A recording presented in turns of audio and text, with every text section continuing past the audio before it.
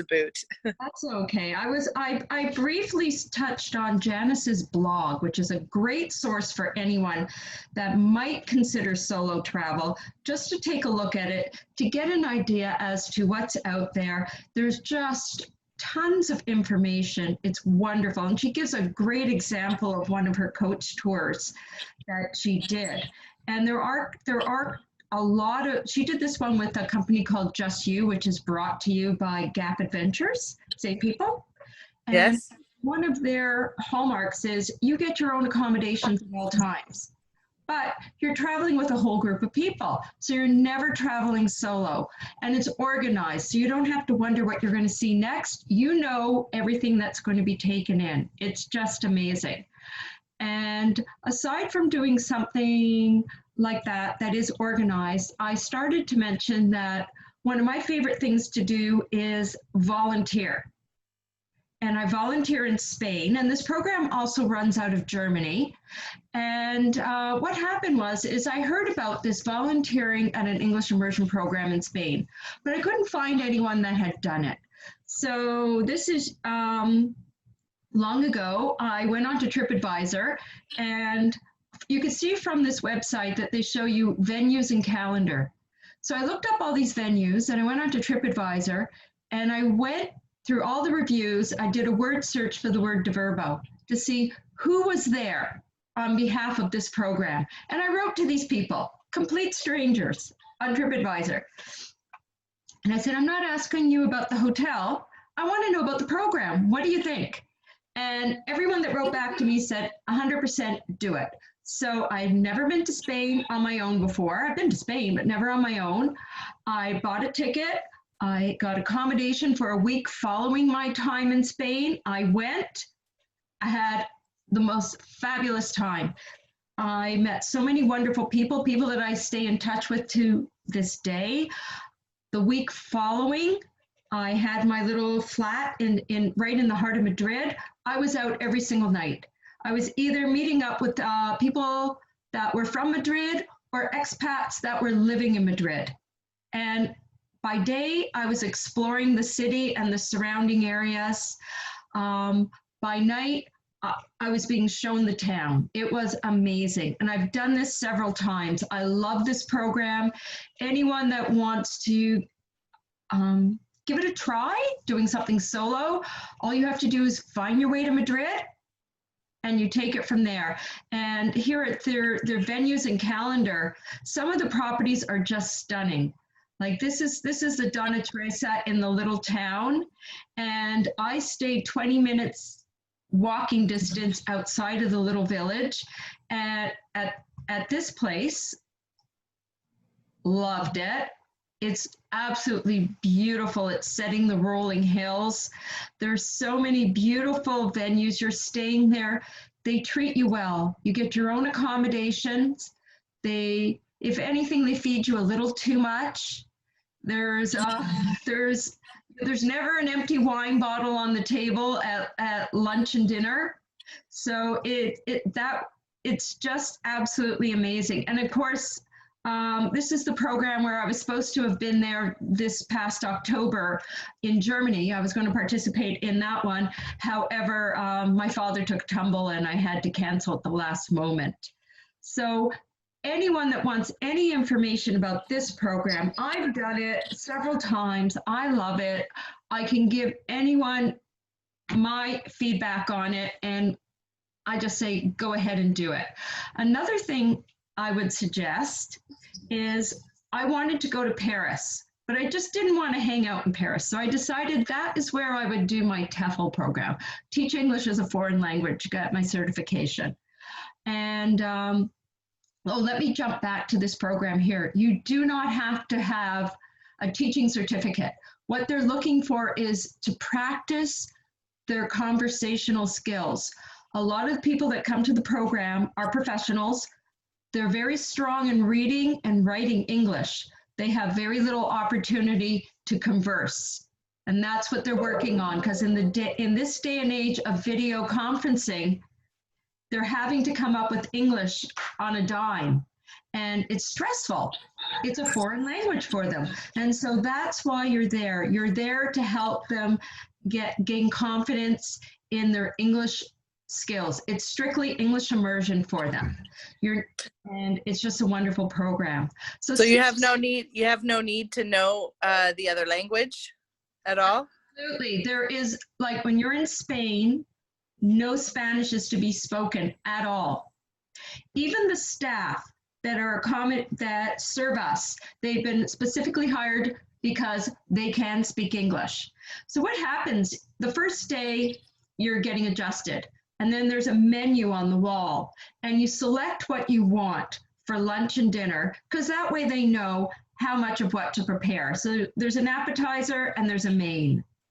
And what happens is when you show up the next day for your meal, everything's color coded. So you pick up these little pieces of colored laminated paper, you put them on the table beside you, you're sitting at round tables, and they're typically tables for 4, and you have to sit volunteer, student, volunteer, student. And when the staff comes around, they look for those specific colors of paper, and they just place the food in front of you without disturbing the flow of conversation. That's why you have to pick the night before, and you have to pick the right color. They just put the food down in front of you. They never ask you, what are you having? Because they don't want to interrupt the flow. So lunch and dinner is seated this way. Breakfast was buffet. I'm not sure if they're still going to be continuing with buffets. I know buffets have been going by the wayside lately.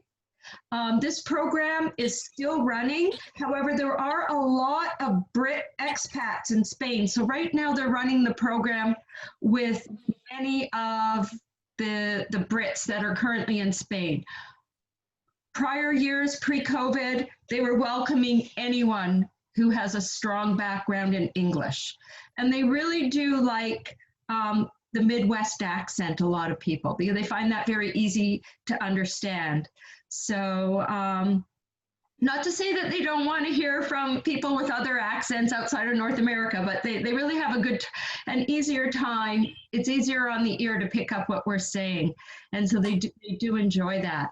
And so bouncing over to Paris, when I was doing my Teach English as a Foreign Language certificate, I was there for a month. And I had friends join me for 1 week, but I wanted to keep busy. So what I did was, not everyone is familiar with meetup groups.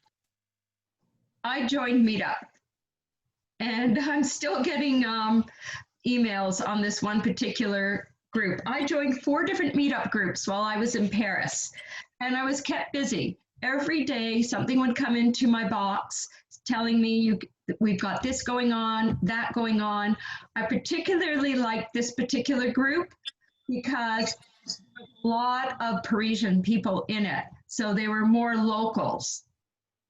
So we would do a lot of walks, and it'd be just like, you'd be walking going, I didn't realize there were this many parks in Paris. And they would take us down these routes, and it was just amazing. And so that was a lot of fun. I also joined 3 different groups that were designated for expats. So the predominant language when I would go out for pub night was English. And I remember one time, it was funny, I was there and we were doing a pub crawl, and our second pub that we stopped in was the Canadian pub. And the bartender goes, "You're back." Yeah. Obligation as a Canadian to frequent the Canadian pub, I guess. I don't know. It was kind of funny, but that was a lot of fun. And so I just wanted to expand on last week's, yes, you can go with the blog just to get a whole lot of background information. And then after that, if you're not confident in booking it on your own, then absolutely reach out to someone like myself. And I will, because I've traveled solo several times, whether it be on an organized group, done that many times, or whether I've just walked off the plane and said, I got to figure out how I'm getting to where I'm going. I've done a lot of that as well. And there's just so many options. And then I just want to throw out that next week, I'm going to be joined by Harish Sharoff of Indus Travel. And Indus has a lot of solo options. And also, as you can see, there's no single supplement. They're not strictly a solo organization, but they have a lot of solo options. And if I can go down, you can see they got a couple of places they go to. They go just about everywhere. If you've ever wanted to go there, they probably go there. So if there's, I don't know if there's any questions that you might have. Well, I can tell you, Lisa, while you're waiting for questions, I've actually used Janice's blog before.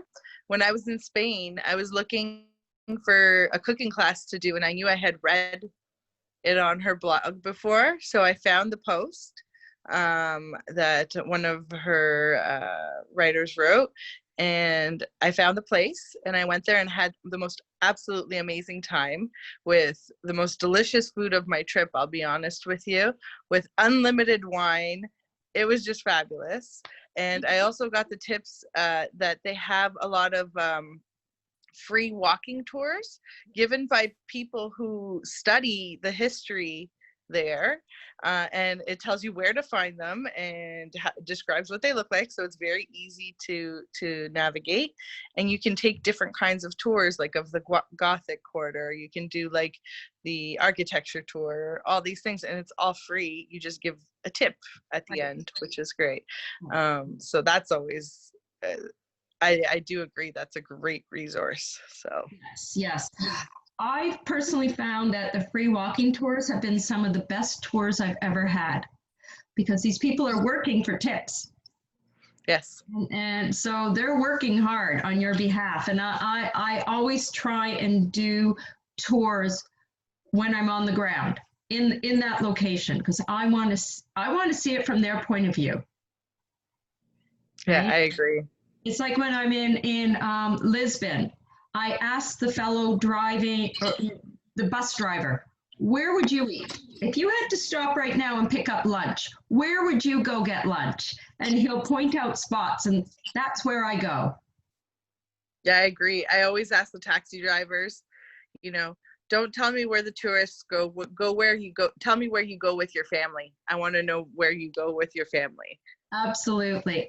So basically that's it. I just wanted to touch on a couple of options. I know I went into more depth last week with Janice, but if anyone wants any information, please reach out to me, specifically if you're interested in the English immersion. It is a fabulous, fabulous program. It is so rewarding.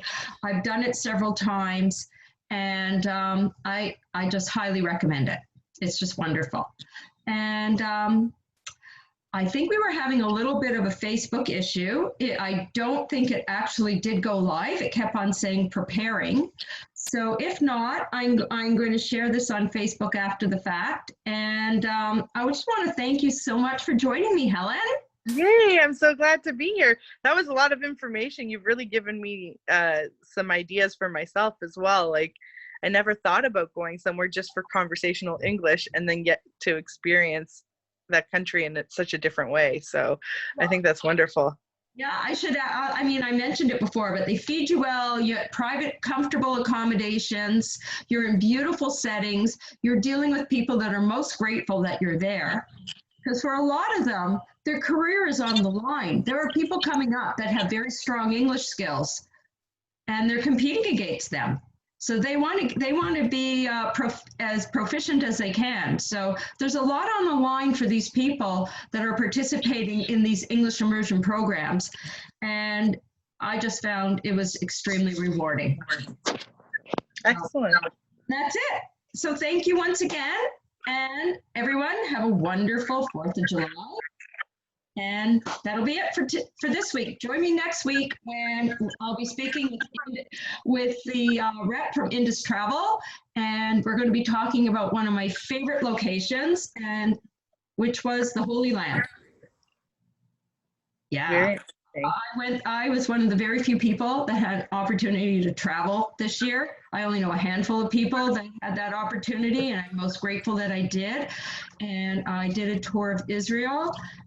I was sort of on the fence about going. I went because as a travel agent, I wanted to be able to report back to my clients what they can do, what to expect, and I was just blown away. I was blown away that as soon as I came home, I started planning a group tour for 2020 later on in the year. And I thought, okay, well, that's not happening now. So I'm going to be working on that for 2022. So once again, thank you. And I'll see you online. Bye.